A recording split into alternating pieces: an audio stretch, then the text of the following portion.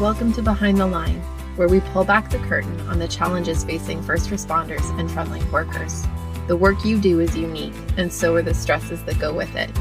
Join me as we tackle key issues to reduce risks for burnout, and as we work to support you in doing the job you love without sacrificing being the kind of person you want to be. Hey there, and welcome back to Behind the Line. I'm your host, Lindsay Faas. If you're new to Behind the Line, what you should know about me is that I'm a clinical counselor specializing in trauma therapy. And after over a decade working with first responders and frontline workers around issues like burnout, compassion fatigue, PTSD, and related OSIs, I've become a passionate wellness advocate and educator for those who sacrifice so much for our communities out on the front lines. Behind the Line is a place for us to talk about the real life behind the scenes challenges facing you on the front lines. I created this podcast with the hope of bringing easy access to skills for wellness, allowing you to find greater sustainability both on the job and off. If you haven't heard yet, my voice is a little bit scratchy. I've been fighting laryngitis for the last week. By the time this comes out, hopefully I'm all better. But you get me a little bit scratchy and squeaky today, but the show must go on. And you guys, we are back and talking some more about early indicators for trauma and stress-related injuries that are common to frontline workers. We've been talking about how important it is to be familiar with what to look for in yourself and those around you, so you can catch things early and ensure your wellness. For your sake, for the sake of the job you love, and for the sake of those who love you. This is crucially important stuff, you guys. Believe me, I know, because it's what every client who ends up in my office for stress-related injuries says they wish they had known and done more about sooner to prevent having to get so deeply caught in it, where the impacts are incredibly damaging to them, their families, their potential to continue in jobs that they have loved, and so much more. I have these conversations every single day, and I don't want you to end up in an office like mine having the same regret-filled conversation if you don't have to. We've talked about what to watch for around hypervigilance and dissociation so far in this series, and today we are talking about nightmares and flashbacks. Now, many people who think about traumatic nightmares and PTSD-related flashbacks likely think of what we see in movies, really intense experiences that make you wake up in a cold sweat or knock the wind out of you while engaged in some totally mundane task. While this can be what nightmares and flashbacks look like when traumatic stress has really taken hold, they aren't the early indicator presentation, and that's what we really want to focus on for today. Before nightmares ramp up to the level of cold sweats and screaming in your sleep, they begin with less intensity, but should be an early alert that something is up for us. Let's talk for a minute about what sleep and dreaming is all about, and that'll help us better understand why and how nightmares play a role as early indicators around our well-being. When you sleep, your brain begins a really important task called consolidation. I tend to think of this process kind of like the mailroom in a busy law firm on TV shows like The Good Wife. When you go through the day, you have a constant stream of input, data that is coming into your brain.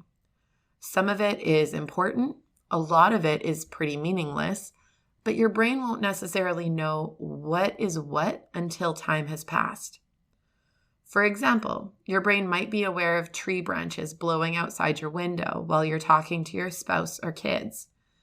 And generally, that input of the branches blowing would be pretty meaningless and unimportant. Unless one of those branches suddenly broke and blew through your window. Suddenly, that background noise, peripheral input becomes vitally important data that your brain is able to bring to the forefront and use to enact action to duck out of the way. Think of each piece of data, noises, visual input, smells, and so on, as a piece of paper in that busy mailroom. By the end of the day, it has amassed, and there's a ton of material to sort through. Your brain doesn't have time all day to deal with organizing and sorting all of that material. It's too busy dealing with the next bit of input coming in and working to determine if, in that moment, it is background or foreground information that you need to interact with. So, in the quiet of night, when your brain gets to tune out its high degree of perceptive awareness of things like sights and sounds, it goes to work dealing with the mass of material you collected that day. Again, think of the mailroom and workers sorting through papers, deciding what goes where. Does this need to be kept? Do we need it soon, like a presentation I have to give tomorrow? That might have to go into our short-term memory stores. Or do we need it for sometime further in the future? That might get it put into our long-term memory bank. Is it something that's related to our survival? That needs to be kept locked in an airtight safe in our trauma center.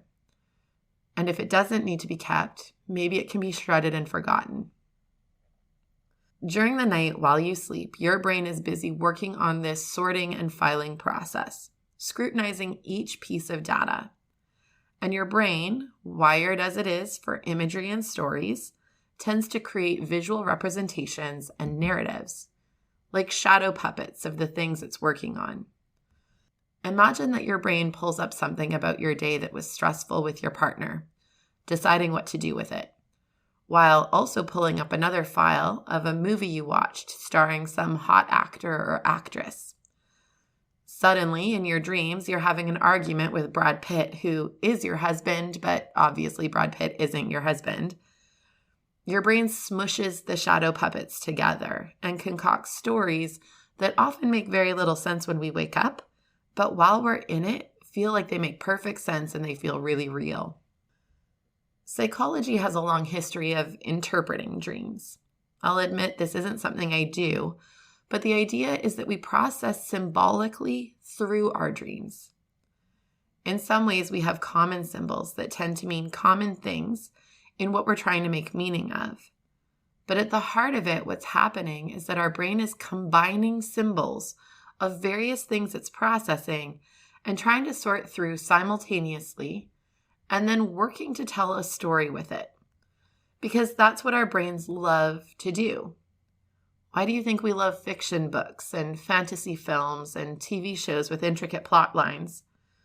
We are wired for stories. From the beginning of time, people have told stories to translate key information. We've documented stories in pictographs and then written word. It shouldn't be surprising that our dreams would be marked by story making. The thing about early indications of stress is that we might not be finding ourselves recalling explicit nightmares of detailed events that reflect what we've been through. At the early stage, it will likely be less obvious than that. It will show up as more restless sleep. You might get feedback about that from your partner or from your Fitbit, or just feeling more fatigued in the mornings. It will show up in dreams that feel more active. Not necessarily intense nightmares, but dreams that circle around themes like helplessness, powerlessness, being chased or chasing after something, or distressing kinds of feelings in the midst of the dream. These might gradually rise to the level of nightmare. Again, perhaps not specific nightmares that reenact the exact details of a traumatic lived experience, but images and stories that reflect fear, helplessness, and horror. The difficulty of nightmares, whether on the mild or the intense end, is that they happen when we feel powerless to do anything about them. We can feel the victim of what's happening in our sleep, and this can give rise to a totally new problem, which is that this then builds a relationship to sleep that feels victimizing. It can lead us to stay up later, feel more anxious about going to sleep, use things like leaving a light or TV or music on, which are intended to bring distraction and comfort, but also add a dimension of ongoing input to your brain that it then has to wrestle with attending to while desperately needing to turn this off to be able to focus on its job of consolidation. It can become a vicious cycle because as we delay, avoid, and degrade the quality of our own sleep, we also give our brain less room to work with to do the consolidation job that it can only do while you sleep. That means that over time, there will be a backlog. Your brain won't be able to get through a day of material during the night, so it'll hold it over for tomorrow night, and so on and so on. Add to that you're in a job where you're exposed to more material of significance that needs to be processed, and the reality is that you need every minute of sleep you can get to consolidate all that you go through. It is critical. So how do we work at managing something that happens while we're not conscious?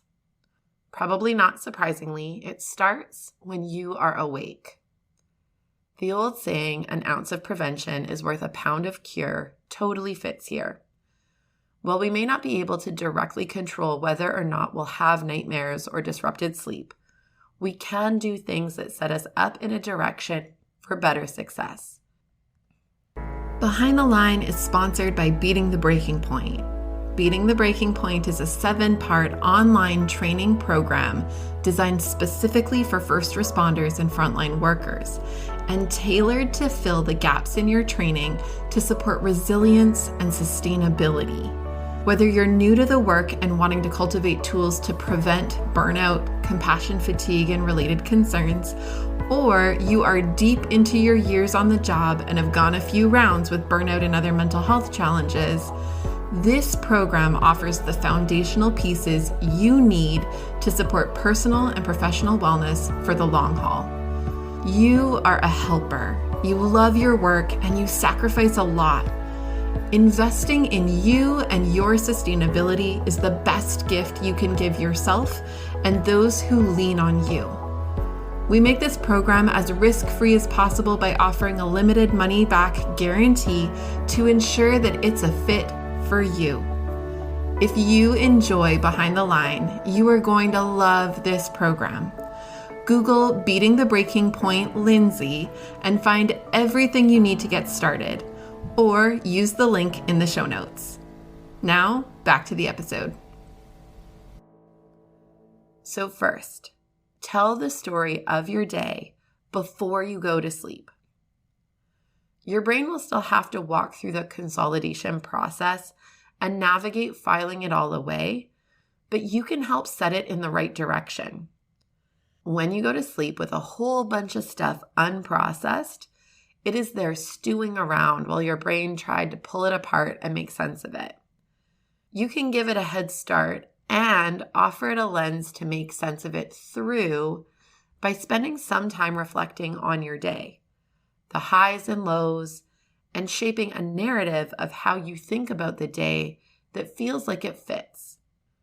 Try to tell the story of your day from a lens that acknowledges that you tried your best, that you gave what you could, that even in the hard things that are sitting with you, that you leaned in ways you can feel proud of or okay about. Don't lie to yourself, but be fair with you. We tend to tell stories that are really hard on ourselves, but aren't accurate. Try telling stories more in line with how you would help a kid tell a story of something hard in their lives. Allow there to be grace and permission to not be perfect. And then number 2, set the frame for sleep. Sleep is a vulnerable time for us. We are defenseless and need to have a very real sense of safety for our bodies and brains to be willing to risk turning off our alert system in order to rest up. Watching intense shows, having intense conversations with your partner, doing your banking and other stress-inducing kinds of things are not great in terms of setting us up for sleep. Equally, drinking and drug use, while they can feel numbing, tend to make your brain leery of going offline, uncertain if you have what you need to keep yourself safe all night long. Setting aside a period of time, 30 to 60 minutes of routine, that moves you toward bed can help set your sleep up for better success. Some of these pieces may be things you already do, like wash your face and brush your teeth. It may also include things like checking outside your home, locking doors, and setting security to help your environment feel secure. Connecting with a person who feels safe or comforting items or routines that promote a sense of being cared for can help your body wind down into a deep sense of safety and security. When we give our bodies and brains this kind of safe context to fall asleep within, they are carrying less activated unsafety into sleep with us and tend to have less of a stirred up experience while we sleep. Those are a couple of things you can do each day before you sleep. With consistency, they can make a big difference in the quantity and quality of your sleep. And vicariously, the capacity for your brain to do the consolidation job it really needs to do. On the flip side, what do we do if we've woken up from a tough dream or nightmare, or been woken up by a partner who sees us fitfully sleeping? How do we help ourselves go back to sleep after that? Well, some great skills are ones we've talked about on the show a bunch of times before. When we wake up from a nightmare or in an activated state, what we need is to quickly help our body find a way back to a sense of safety and homeostasis, that sweet spot when we're calm and balanced. We can do that using grounding skills. These are the things that help our brain move from whatever it was processing in our dream, whatever filing it was working on, to being present in this moment where I am totally safe and fine. Grounding tools like 5, 4, 3, 2, 1, the alphabet game, or other identification games help your brain reorient to space and time and anchor back to your present moment in the safety of your cozy bed in your secure home.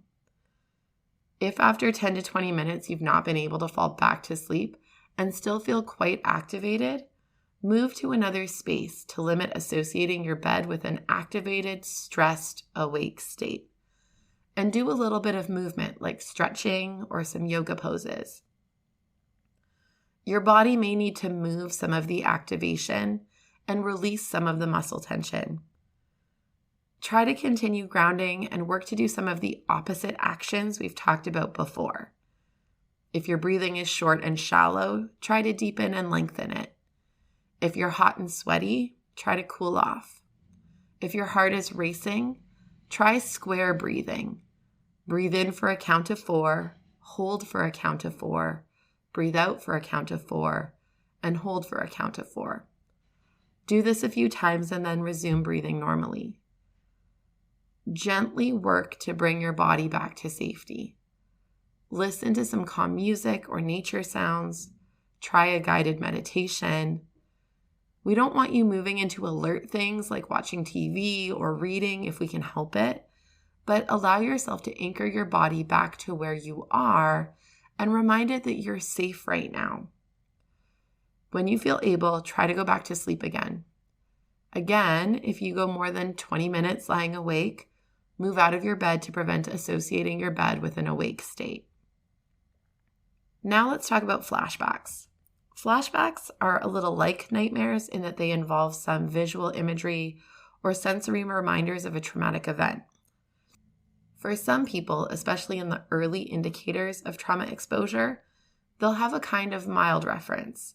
It won't necessarily feel immersive, but more like a spike in heart rate or a quick flash of heat or some other strange but innocuous experience at the reminder of something.